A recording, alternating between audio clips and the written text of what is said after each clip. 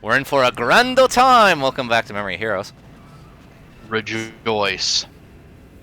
So, EY. yeah, there you go. So, this episode is the one that Enchan here specifically requested to be on. So I hope you get something out of it. Oh yes, yes I did. Because we're not done complaining about villains yet. Let's put it, or at least I'm not. I don't know about you two. But, Oh boy. Yeah. So, Double was a great show, but it had some piss poor villains. yeah.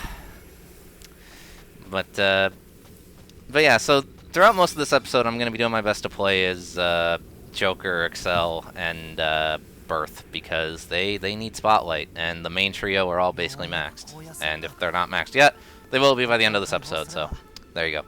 Those rock textures upset me. Just get 5 feet closer and they start to blur. PS2 textures, dude. No, even PS2 textures were usually cleaner. I could go boot up Ratchet and Clank and I'd never have these problems. But yeah, here's more pity for Eternal, even though he doesn't deserve it. Yeah. He doesn't. He enjoyed everything he was doing. All right, y'all dealt with Eternal last time. Yeah. So Yeah. well, yeah, like right here, I'm with Excel. Like, no, screw that guy. Like, but Seriously, he wanted to nuke a city just because.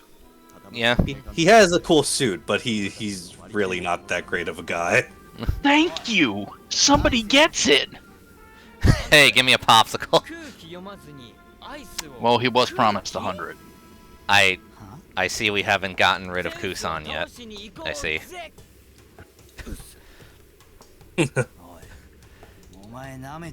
Are you trying to be funny, dude, who's not even relevant to this plot? It took me a few minutes to realize what he was trying to do in that pun. Well, this is why he didn't last in stand-up.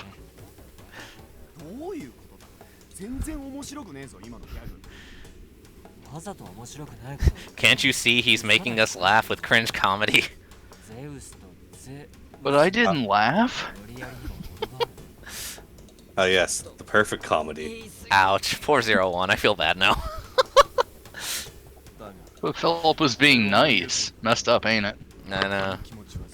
But so what's your thoughts on Eternal and his two movies, if you've seen them? Okay, well, I guess the Double movie is technically his movie, even though, he's the main villain. Yeah. I'd more call it Double's movie. Yeah. I really like the Double summer movie. It's like one of my favorite summer movies of all time. Nice. A to Z. Yeah. Just the way it does things. It's hard to really articulate why I like it, other than it works. And also it gave us Kamen Rider Joker, and that's always a good time. The ending scene with all the build-up throughout the show.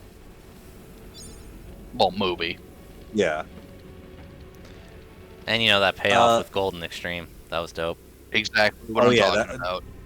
That's another thing I love in Toku shows in general, because Ultraman does this a lot, where the people wish as hard as they can for the hero, and then the hero's all this is how I win. It's funny too, because and correct me if I'm mistaken on this, because it's been a while and you've seen Zio and I haven't, right? But I always got a kick out of how, because one of the things I saw was that Eternal returns in that show. Yeah. And I saw someone post the image set where he says something along the lines of, "For the record, I didn't lose that fight, I just didn't win." And I'm like, okay, dude. Whatever. Oh yeah, it was something along the lines of, I didn't lose, the wind just wasn't blowing my way. If that's how you want to put it to make yourself feel better, man, sure, go for it. Hey, they didn't beat me. I just died before the fight ended. But it's going on to No, going go on ahead. to the Eternal movie. The one thing I can say about it is I love Eternal's theme song, and that's about it. Sounds about right, yeah. And the thing is, his original theme song is from A to Z, so... yeah. That, I know very few people who like the Eternal movie. I think, like, the biggest compliment I've ever heard about it is people just being okay with it. I've never actually read anyone be like, oh, that movie's awesome, you know, like, so... Yeah. See, the Eternal movie was just doing Cruella before Cruella was cool. I mean, if you want a movie like that, just watch Maleficent, you know? Like... And yes, I am one of the few people who likes that movie, in my experience. So... Haven't seen it. It's not bad. I liked it. I've only seen bits and pieces of it.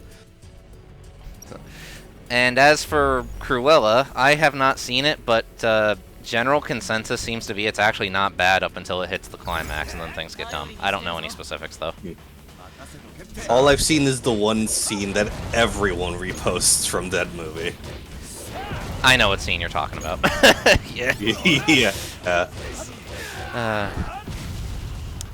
But, you know, like, it's kind of an interesting, I guess maybe writers think of it as a challenge or something, because this isn't like a new phenomenon where, like, they'll take a villain and be like, well, actually, what you didn't know is he was very tragic all along, you know, like that. Like, there's been plenty of, you know, movies and stories and stuff that have done that before. But, at least in my experience, there's very few that manage to, like, pull it off properly.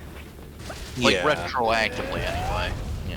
Like, I harked on this last episode a little bit, like, the Hokkaido movie, which I just watched the other day. That, like, put it this way, it's literally the Eternal movie, like, point for point. it's every bit as stupid, too. Oh, So... No, it's worse than that, because they already had something they could crib if they wanted Hokkaido to not be an evil guy. The Yeah. 60s series. Right, yeah. Yeah. Call it cartoony and camp all you want, doesn't matter, they still did it. Yeah. So, you know, and the thing is, to give other examples of how it could be done well, you know, to give a counterpoint to Hokkaido there, and I know that this isn't exactly a one-for-one comparison, right? But it's good enough in, oh, we get Invincible, which is also bad. Why would you ever equip this? Anyway. But, like, to give an example that pretty much everybody would probably know, Vegeta from Dragon Ball, you know? Yeah. Like, you know, Toriyama did go through great lengths to, like, even if you don't agree with a lot of the stuff he did, because, you know, even Vegeta outright admits that he's a pretty heinous dude. You know, his path to redemption and also getting the mentality of where he's coming from, you're given all that, you know? Yeah. And So- when he screws up, he gets beaten for it. He at least faces consequences. He grows. Yeah.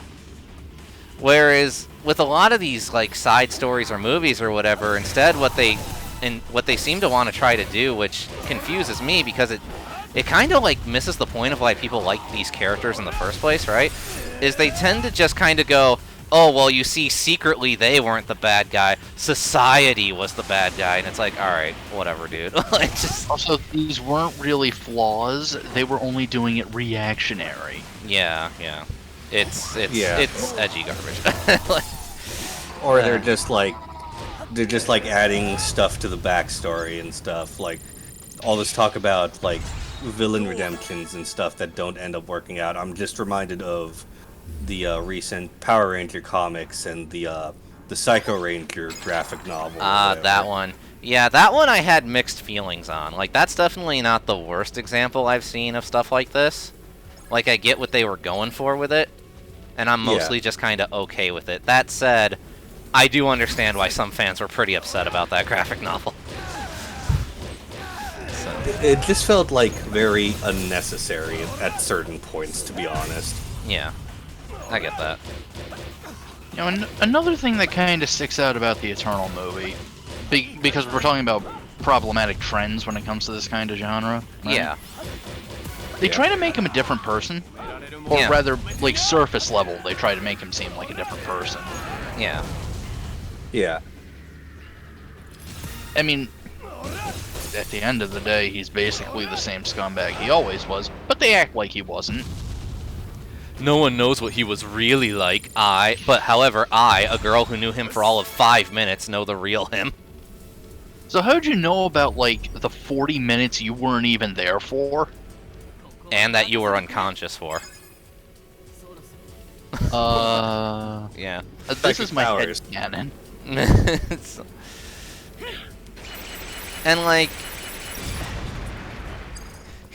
And I kind of touched on this when I talked about on the boards. I talked about S4 Gridman, right? Because it's a very interesting show in that it has both extremes. Like, the way of how to do it and the way of how not to do it with two of its characters, right? Yeah.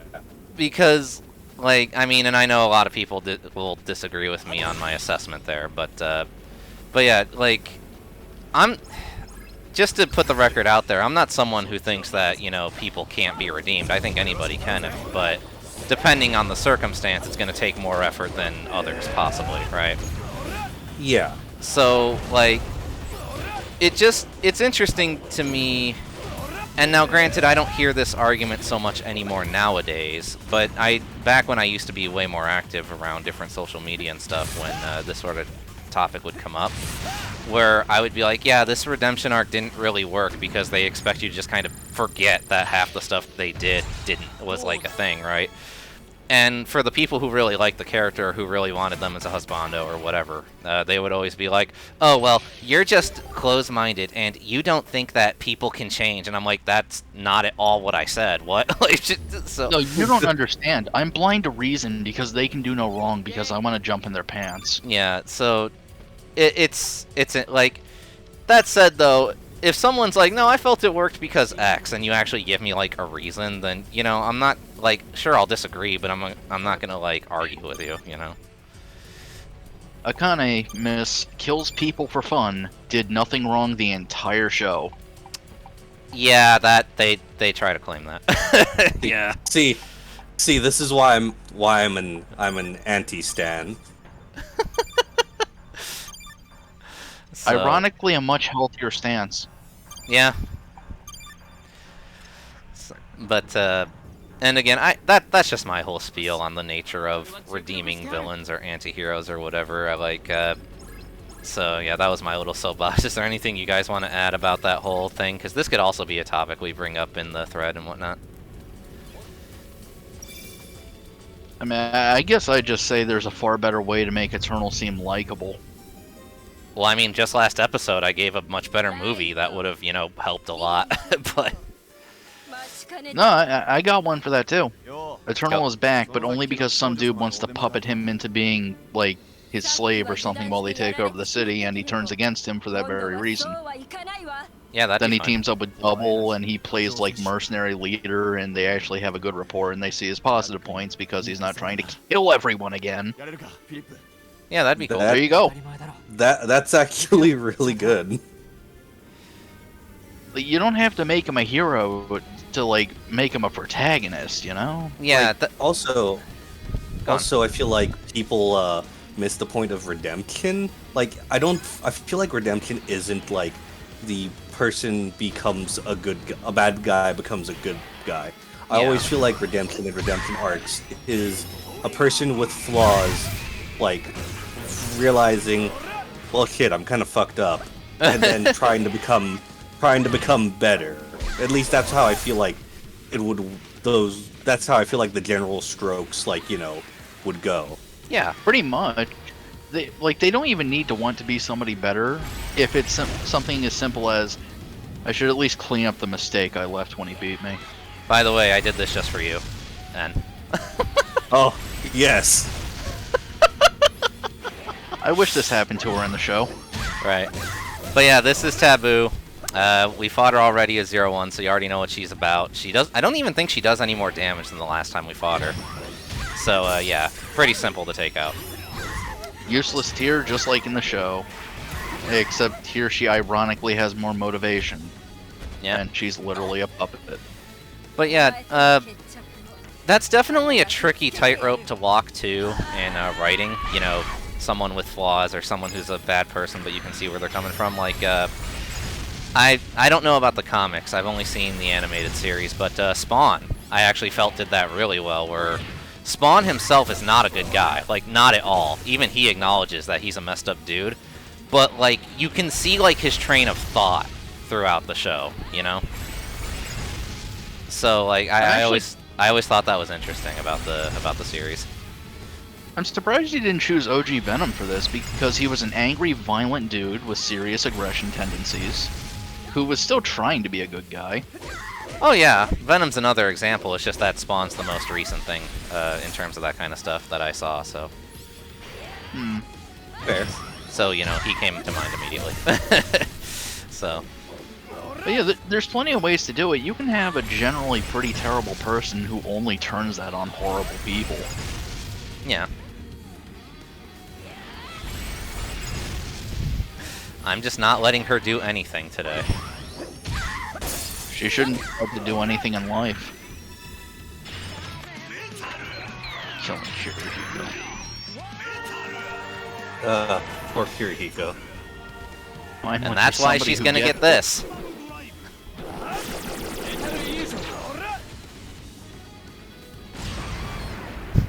Like Luna Metal might be low tier in this game, but that finisher is rad. The finisher is really, really good. Much better than it deserves to be. That said, though, I am glad that they don't do the typical rider kick finisher here. I love this scene we're about to see. It's amazing. Oh yeah, it's really good and caught me off guard, and I just love it. Yeah, I remember when I first streamed this, Ryo, me and you, we lost it at this scene. I was so happy.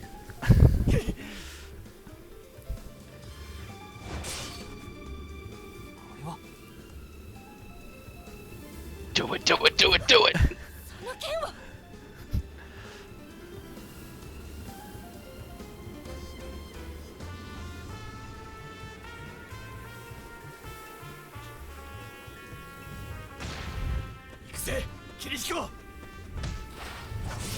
Yeah! That is how you do it. Yeah, that is really, really great. I am so glad this game doesn't try to pretend that her little turn at the end of the show makes up for anything she's done. Right?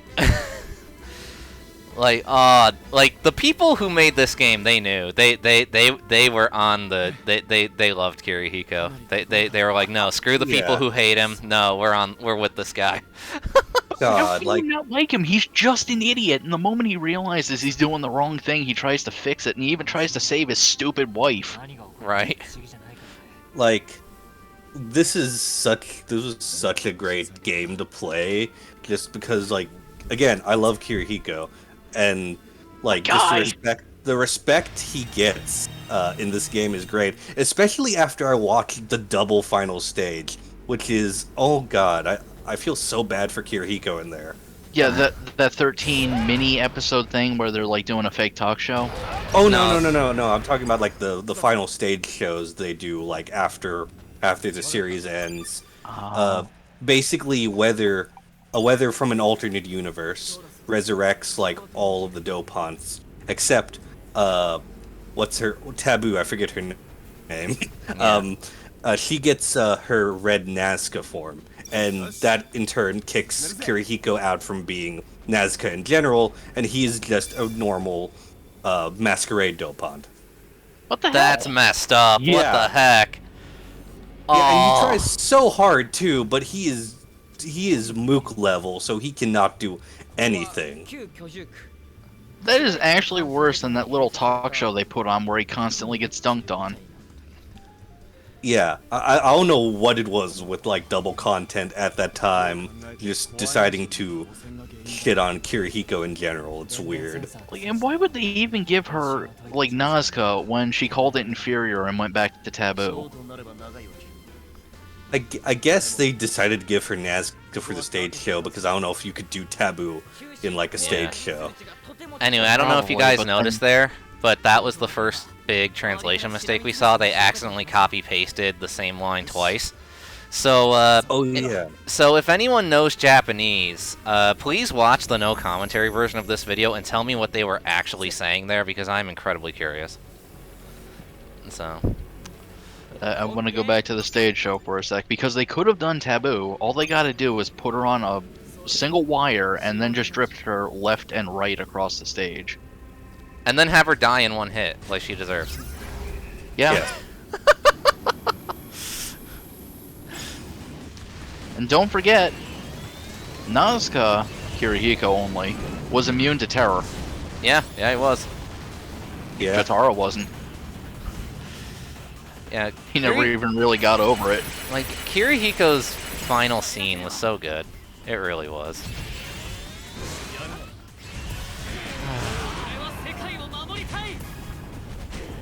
Like, I'll be honest. Like, I think I remember when I started like watching this Let's Play, like in a binge. I remember like hearing y'all say something along the lines about like how people don't like Kirihiko. I'm like, this is news to me. People don't like Kirihiko. Yeah, I remember your comment on that. Poor man.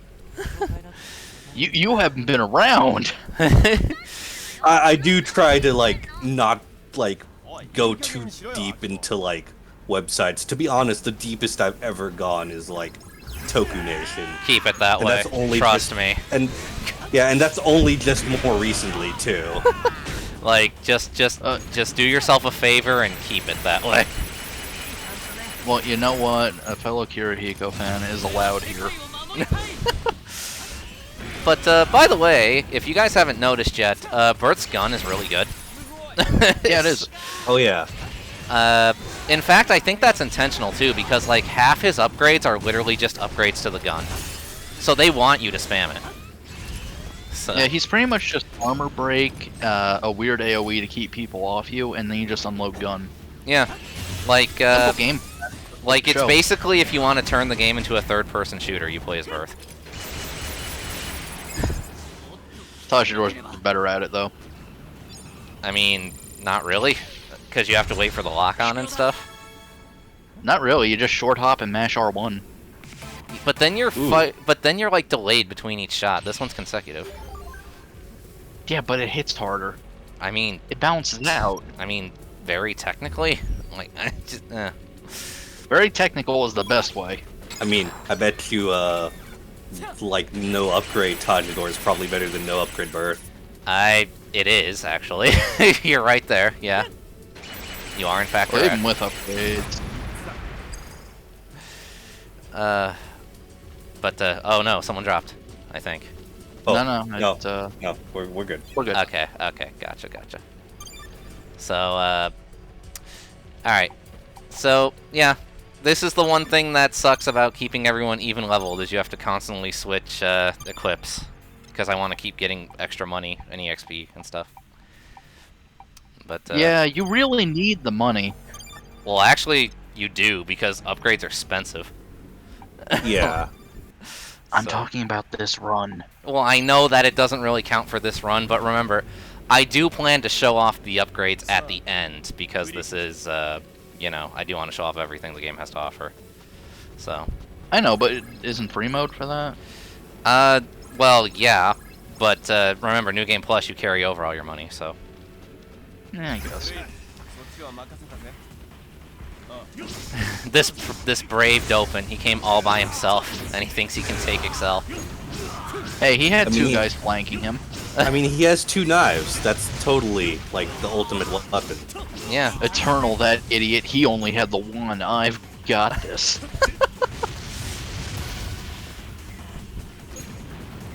But yeah, so we're just cleaning up house here, and then I think it's in this area that I show off one of the quirks of this level, and it's something that Nico, in like 10 episodes ago, I think hinted at, if I'm remembering correctly. So yeah, you'll see what I mean in a minute here, because I think this is the I'd be area. back in the Automata Desert. I know, right? There's a slide over there. Go have some fun. I did not go down the slide like I did with the stream. Sad to tell you. That would have been a fun side thing. 01 is so irrelevant to the plot, he's just playing on the slide in the background. Sadly, the slide doesn't actually work. In the game, you have to walk up and down it like a ramp. You don't actually slide down it, and it makes me sad. I know, that's why I said in the background, like they made a special animation for a dude you're not controlling. That would be great. See, what we need to do is just go all Resident Evil 6 in this and have custom animations for every rider just sliding down the slide. That would be amazing. This would be like one of my favorite games ever if they did that.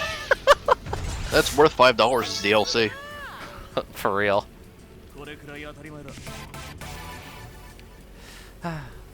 But yeah, don't get it twisted. Excel is still one of the best units in the game. Oh yeah. Yeah, he is definitely like my second favorite character in the game. Okay, Joker, you want to specifically break this tower? All right, dude, sure. Yeah! Count up your sins. Half-boiled, I'll show them. So, is this the spot? Because I think it is, where they expect you to start scaling the buildings.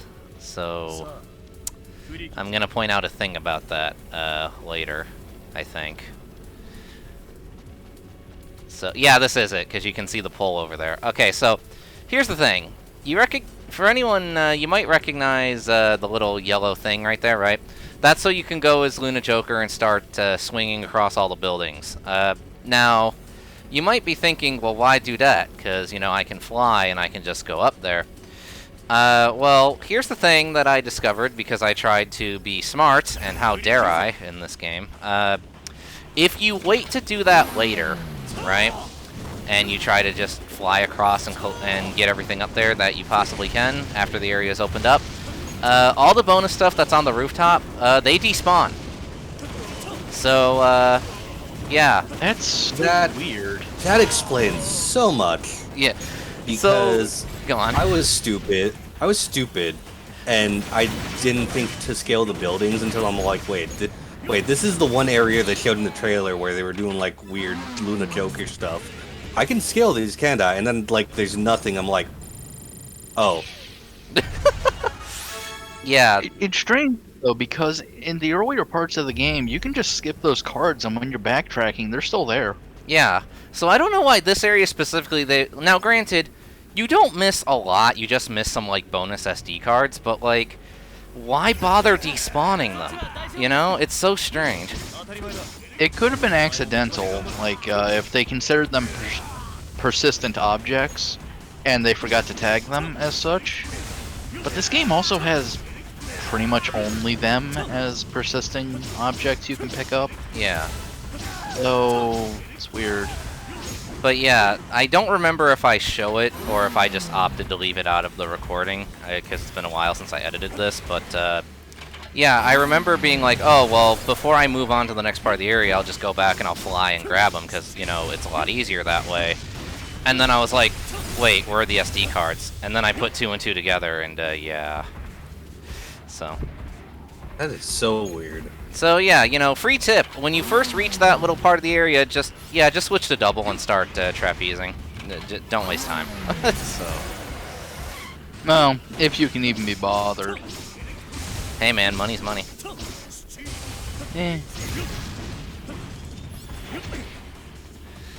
So, I wasn't paying attention to, like, the lore or whatever. I don't know if they even mentioned this, but this is the Wasteland sector.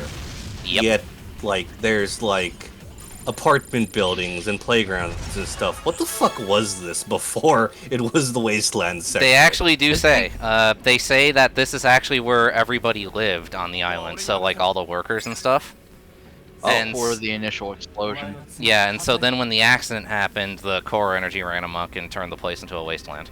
They actually did explain that, surprisingly. Huh. Yeah, see, that's one thing I will give credit to this game about. In terms of world building, they actually do a pretty decent job at establishing Sector City as, like, its own functioning, like, island. That said, though, this place, and I don't know if you'll agree with me here, Ryo, this place kind of reminds me of Digimon World, sort of, in the way that this place works. Like, honestly, the only place they're missing is a Arctic sector where all they have to do is go, oh, well, we just tried freezing core energy because, so, Sort of, I guess this is sort of like the Overdell, except that place didn't have any real buildings, just that one horrible shop. Yeah. Though if you line up the maps, I guess there are similarities. Yeah. I was but more. Where's Trash Mountain?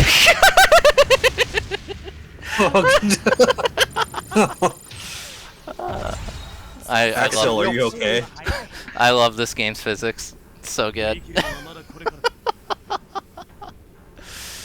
I had to gift that moment when I was editing the episode. I was like, oh man, oh yeah.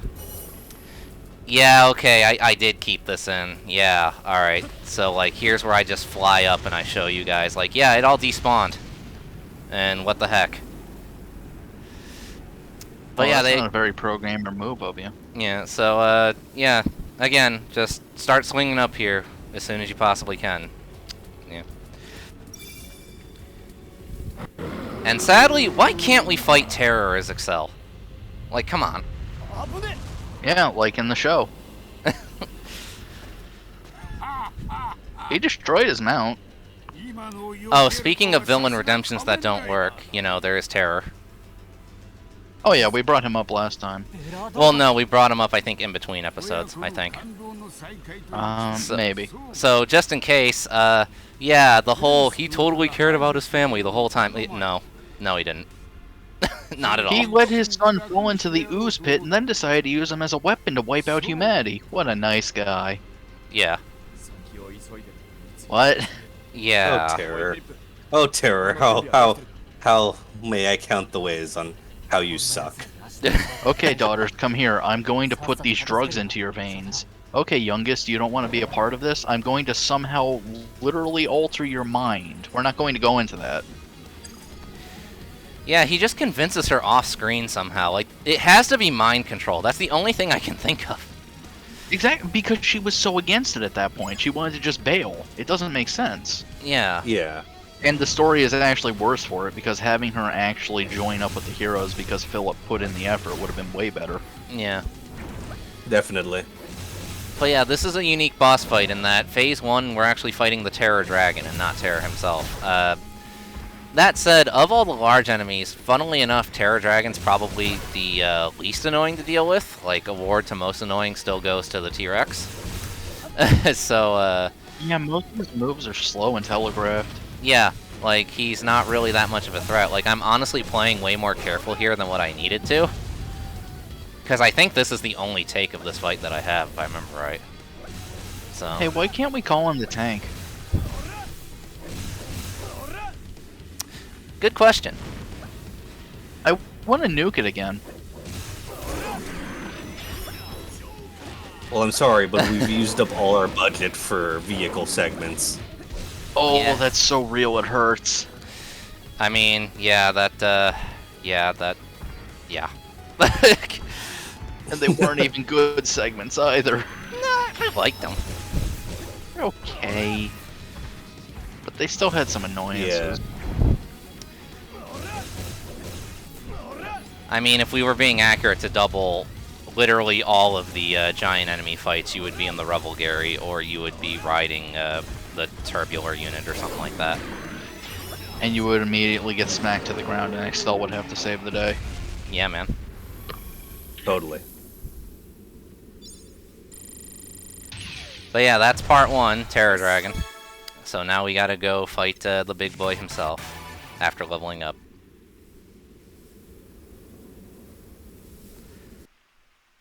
And I chose the specific form to focus on just for you, Ryo.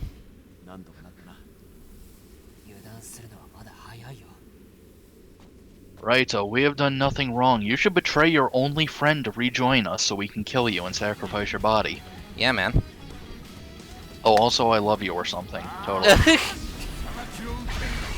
Terror, you are such a non-threat. Like, if they incorporated anything of post-series 01 in this, 01 would absolutely stomp Terror, like, completely. Not even the Terror field would work on post-series 01. Trust me on this. And for all of you who know about 0-1 and it's like endgame, you know exactly what I'm talking about when I say he could easily no-sell Terror or his Terror field. Well, the worst part is, unlike in the show where Excel was literally burnt alive and crippled, he could just walk up to Terror and smack him once and this all ends. This is also very true, because Terror in the show was absolutely pathetic as, like, a melee fighter. Yeah, it was 100% only because Shotaro literally could not move that he was even remotely a threat.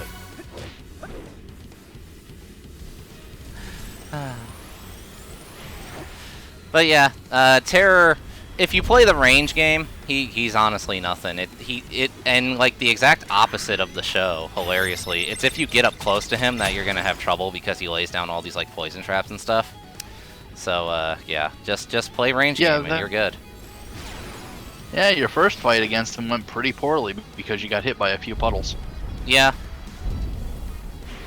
And that's why I focused on Luna Trigger for this fight. Makes sense. Mm-hmm.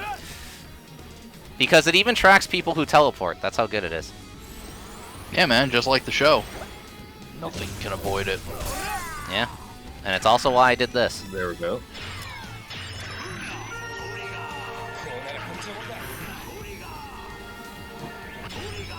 Oh, I forgot that the Trigger Magnum just spawns on his chest.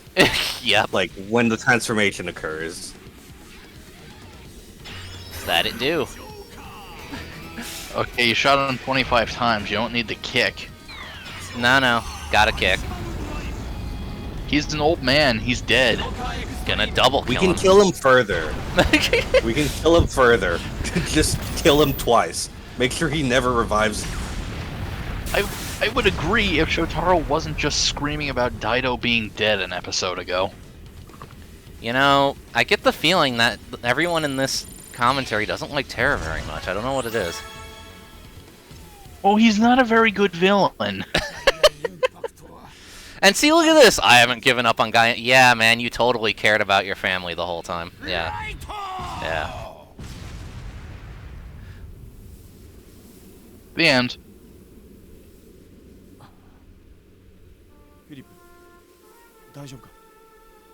I'm confused that he thought that would convince me, again.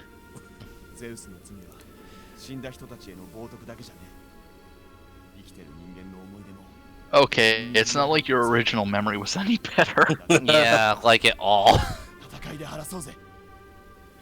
Like, it'd be one thing if you made Claydol shit-talk him or something, but that's not what we're dealing with here. This guy was nuts from the get-go. Yeah.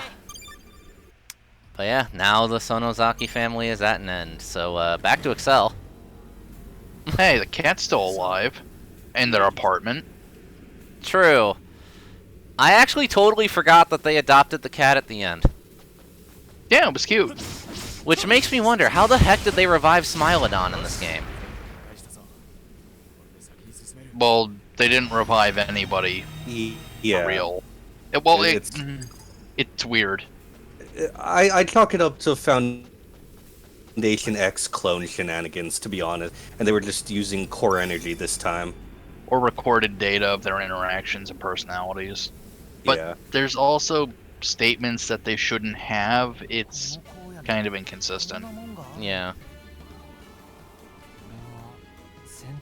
But yeah, we are on the verge of the final area. I love how, in a lot of the promotion for this game, that the Wasteland sector, the second to last sector of the game, this was heavily featured in a lot of like their sample stuff leading up to the launch. Yeah. And They yet, pretty much despite promoted that, only the late game when it came to this. Yeah, but despite that, the rock textures were never fixed, and they still look terrible. Also, note that fade in the back. Yeah. You'll notice The power little of quirks the like PS4. that. It's not even the PS4 at fault, it's just bad coding. Like, Next episode, I'll point it out, but there's actually a quirk on the animations for the Revelgary that always gets a smile out of me. And I don't know if anyone's ever noticed it before, because admittedly it is a thing you kind of have to be looking for. I only noticed it during editing of this LP. But yeah, next episode I will definitely point it out. And I hope you guys all get a little chuckle out of it. Oh boy. Hold on, Excel. If you break your leg, you'll be even better in this form.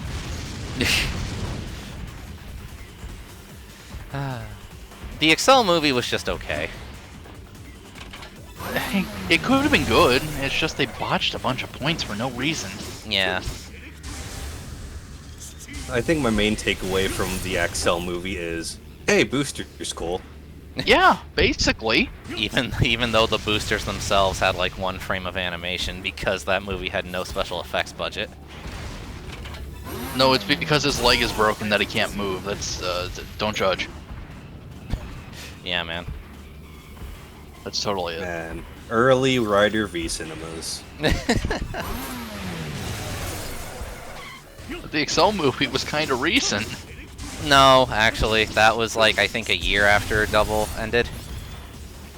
Yeah, so within what? 10 years ago.